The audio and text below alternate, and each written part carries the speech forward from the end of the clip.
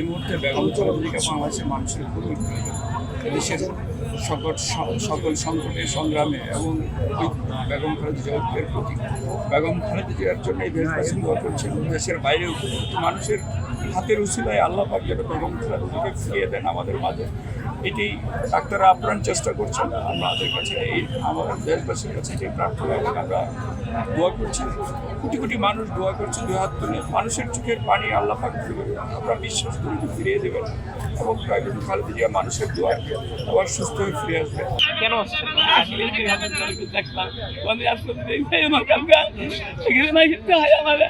আমার মনটা খারাপ হয়েছে আল্লাহ নেওয়া আইসি লাগবে আল্লাহ মাফ করে দোয়া করে আল্লাহ মাফ করে আল্লাহ কোনোভাবে সুস্থ কামনা করে দেয়।